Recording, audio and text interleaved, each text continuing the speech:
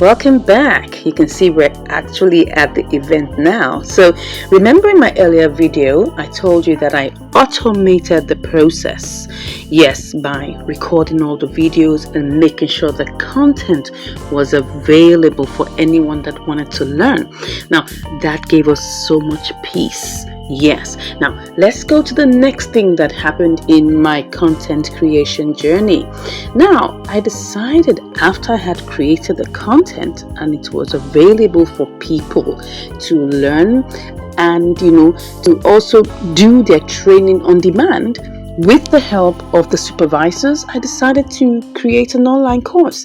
Now, creating an online course makes your work scalable, and that's very important. You don't want a case where you have everything just resident in a particular compartment and you're not giving it over to the world.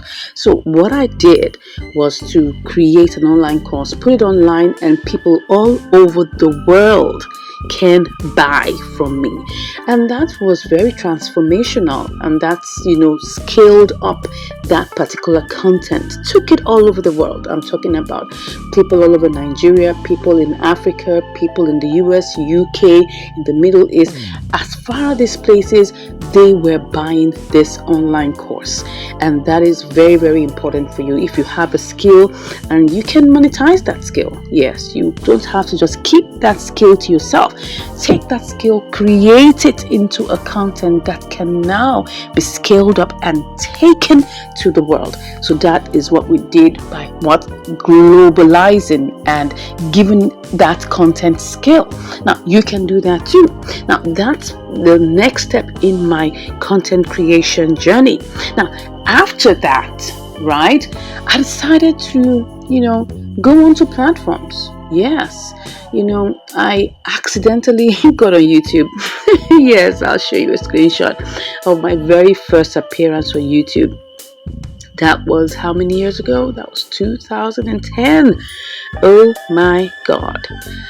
I told you I was just having a program, and somebody just recorded me and then talked about the program, upcoming program, and then just posted it on YouTube. Meanwhile, I didn't even have the login details. I don't even know how to get into that. I'm going to show you the screenshot of what I'm talking about in a sec. That's the point. You see, YouTube is very versatile and it has enough space to take all the content in this world. I mean, do you know how many people are on YouTube? So that was how I accidentally got on YouTube. But I decided to focus on other platforms like Instagram, like Facebook. So my very first intentional foray into content creation and of course social media platforms was being on Instagram, because I started being on Instagram from 2016, and I use Instagram as a platform to display my training programs, other not just only fashion design. We had other training programs, sales automation, digital marketing, digital pattern making, so many programs like that.